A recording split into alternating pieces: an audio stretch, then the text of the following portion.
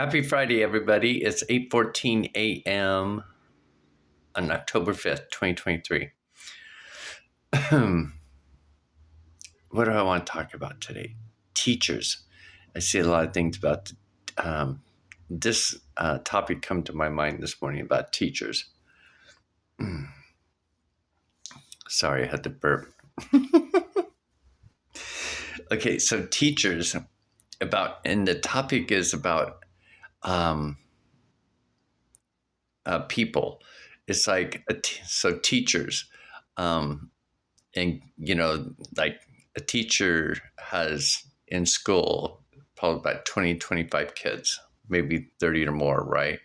So that teacher is like, but that kind of depends too, because when you get into like high school and other classes like that, they move around. It's like you got 30 in one classroom and then you go to another teacher throughout the whole day. You're constantly going from teacher to teacher. So I guess one teacher could have many, many students that they're teaching and responsible. And when I got to thinking about that, I was all of a sudden in my mind's eye, it was like the flood of the different opinions. And what got me thinking about it is the neighbor, the husband, their dad takes the three girls to school about 7:30 or 7:45 on his way to work. And the little brother, he's not quite ready yet. He's still here with his mother. Um, so he walks him down, and it's kind of like this morning. He was getting upset because he wanted to go with him, and so I was like thinking, oh, it's kind of like programming. And I've noticed with every one of her children, when she had her second child, the second child wanted to go. So it's kind of like saying you're programming your children to want to leave. You're getting them all up at the same time on a cycle, no matter if they're going to school or not, but programming them to, get ready at this time. Okay, walk your sisters and other siblings down to get ready for school and take off. And I got to thinking about, how they would react in, school being gone for a long period of time. And how when I was growing up and, others around me, going to school, but then when I was looking at the teacher aspect of it, it was like I was sensing that I was realizing that even in my jobs, in my careers, the majority of my jobs, ever since it started when I was, got right before I got out of high school, I got a job at a pizza joint. I was a janitor for a year. And after a year, I was a nighttime manager. So, which is, kind of ruffled some feathers within that in there, because there was people that had been there for like 5 or 6 years, senior to me. But my boss wanted me to be the nighttime manager. And so I had to adapt. And that was my first time ever being a manager. I just got out of high school, right? And so I had to learn, and I had to embrace the people that were there for a long time. I had to, like lower my ego, and learn to work with them, learn their needs and stuff like that, learn to become a manager, I should say. And then a couple of years of that, and then I go into the military, and then I work my way up into a second class, and I'm in charge of like the tool room and emerald gear and the skipper's checkbook, that kind of thing. So, and then when I got out there, I was kind of like in San Diego, bouncing around place to place, having like 3 jobs at a time, because of San Diego. Full-time work for me at that time was hard to find. It was always part-time, and no one wanted to pay benefits or anything like that, which there's still that type of system today. it was when I moved back up here, I got a job working at a large retail store. And after working because I started out as a janitor there too. And then I worked up to working in the freezer department, and the deli, and then the foods department, and center, and hard lines, and then I went to produce. And produce, I become a supervisor, and then I spent after a supervisor, I become manager, and then when I was manager at the foods department. Then I was manager at the front end. Well, the food department, I had about 20 employees. So I had to write reviews. I had to work with them. I had to teach them. I had to give them lectures. I mean, standing up, pulling them all together, and actually doing safety lectures, and, that type of teaching. And I realized through my life that that's who I am, is a teacher. Even though I don't like being in front of people, I don't like getting up and speaking. But something inside me just tells me, just do it. This is what you are. This is what you are. And so, again, so even in that job for 5 years as a manager at this retail place, and I only stepped down because of and I was managing up to 60 plus employees, writing their reviews. I had like 10 supervisors underneath me that worked for me and stuff like that. So there's a lot of delegating and writing and watching and listening to people's feelings. And then when I was thinking about that today about teachers, is that they got to deal with different people's perspective, different people's emotions, different people's reactions.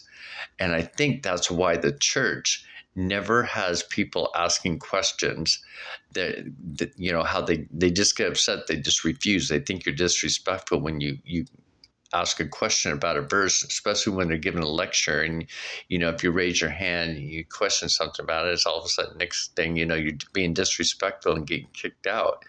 And that's not how Lord Jesus taught us. That's not how, he got everybody in the field, sat down, and they were asking him questions, and he was interacting with them. The disciples are constantly asking questions, right? Asking, you shall find, or asking, it shall be given, and seek, you shall find, knock, and it shall open. So we've got to do the work. Just like that's why they teach in school, no question's a dumb question. Even though many others might know the answer, you may not know the answer. It's just like when people learn as well. A lot of people learn visually. Some people learn by reading, and some people, can get really technical, and some people can't. So when I was thinking about, teaching it, no matter if it's spiritually, no matter if it's in a school, no matter if it's on our own, but it's like this responsibility of being able to be in a workforce, or having the opportunity to be able to manage that many people, to be able to keep your composure, to be able to help each one of them, to be able to teach each one of them on their own level. So a teacher is somebody who's got to be visually impaired, who's got to be able to show how to do it visually, verbally, reading wise. You've got to pretty much be bilingual, do that type of activity, instead of, because I remember when, going to college and stuff, there'd be teachers where I just sit there and go, I just don't get it. I just don't get it. I'm just not understanding what this person's saying, or, how they're trying to, but I go to the tutor that's in the study lounge, and they would tell me, and I would understand it because they'd either draw it out, or they give me an example, or but that's what I was saying about a teacher. You have to have a certain skill, and that skill is to be able to, like when I show you guys or teach you guys, I'm constantly drawing it out, or I'm coloring it out. because a lot of people probably can't get the black and white and the color. um, I don't know, there's just many different things. So when we talk about teaching, which we all should be thinking about, because we are supposed to be teaching our kids up to 30 years, so up to the age of 30. In this reality, the parents are so eager to get their kids out by the time that they're 18. You're on your own at 18. They don't want nothing to do with them, so they're not teaching their kids up to the age of 30 as written. And again, that's why I was saying about the Holy Bible. When people get so mad at me online or my family, it's like the Holy Bible is the only thing that they need, right? Well, and I'm like, no, get outside the box, right? You've got to find the periodic table of elements. You've got to find the Muslim. You've got the Tower of Babel. So God comes down, strikes it with lightning. So that's kind of interesting, because on iPad Go 2, it shows the skull being split open, right? So it's like the Tower of Babel being built up. Babel is, just like the language is speaking, is linguistics. They even have language programs out called Babbel. Want to learn a new language? Get Babbel. So they're pretty much telling us it's about the language. And so Babbel is like rambling, not rambling, but speaking, drawing, teaching. And then when we look at Babel, BA represents the body. And remember, AB represents the soul and BA represents the body. So Ba. And it's also AB is a mere reflection of BA. So again, it's all right in front of us. It's all about teaching, and it's all about reading the signs that God's putting out on our face. And I'm so curious about this guy right here that's on my whole entire cheek. And I was seeing on iPad Go 2, I think they have a 3 and a 4 out. I think iPad Go 3 was showing with Trump in China when Trump was running as president. And that's when that virus thing, and they showed that thing everywhere. And then they have an iPad 4. iPad Go 2 4 or iPad Go 4, and I was looking at that, but it's kind of like from Germany, from that perspective. And it shows something about blowing up. It actually shows the end scene of iPad Go 2, where the two suns, the guy on the water that comes out, and then he's facing the big sun. So it's like showing two suns like there is in the sky right now. And then you've got, it shows the guy with the kid with the golden child. It shows him holding like some type of electronic iPad, and he's looking at it, and in his eye it says SOS. And then it shows Putin pushing down on some type of device, and this weapon comes out, and it shows people running everywhere, which is quite interesting. But so, and then of course that end time that I showed you, the Economist, shows in one of those picture frames at the end that this big explosion. So it's very interesting. Oh, and then it showed like the Green Lantern. The Green Lantern captured the Soros family, and it shows all these big name guys, these big name families, right?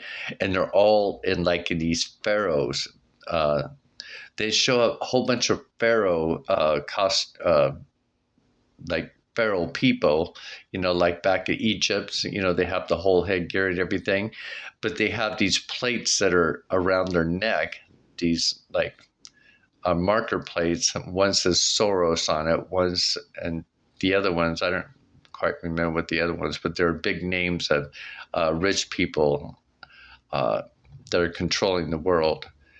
and it shows the Green Lantern who has them on their knees, and these things around them. So, and then when I looked at here, and I was like telling you about this guy that's right here on my face, that big picture right here, how that one eye looks like an Egyptian eye. Actually, they both do, but this one's more obvious on the backside here.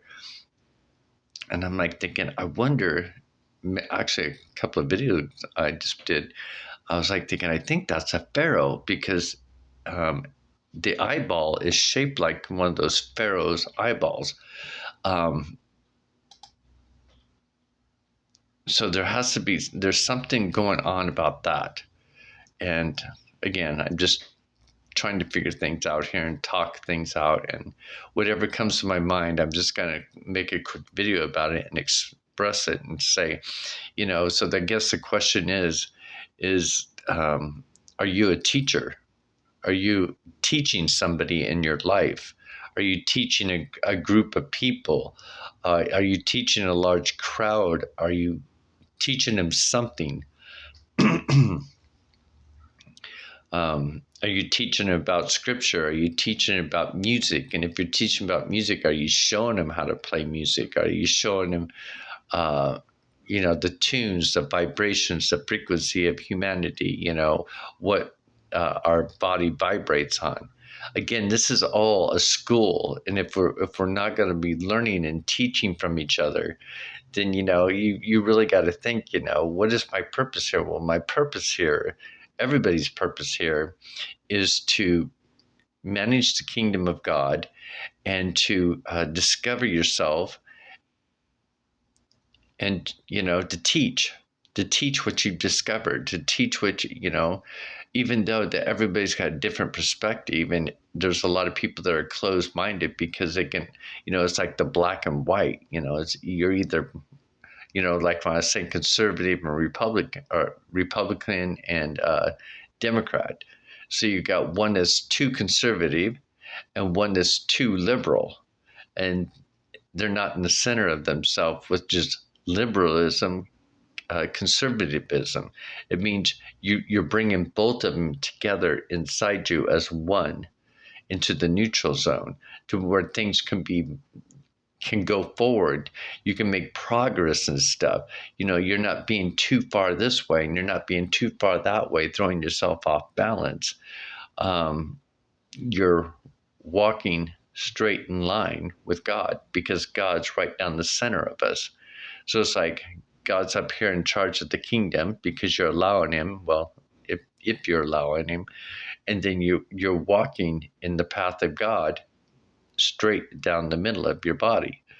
If you think that you're walking with God on the very far right, well, you're not. If you're walking with God on the very far left, you're not, because God is right here down the center of our body. And people really got to look at that, because you've got to see it in yourself. You've got to feel it, sense it, see it, taste it, all the five senses, the dog senses. Again, that's where the Anubis comes in. And remember the Tower of Babel, Anubis, a new bus. A new bus is like a bus comes by and picks you up from the school. A new bus, a new journey. Remember, it's linguistic language. It's Babel. The words are actually can be used as healing words, or you can go by what man fears. It's like, oh no, the Tower of Babel is so evil. And that's another thing that comes to my mind, is that they built the Tower of Babel like this big beehive that's high up to the sky to try to reach heaven.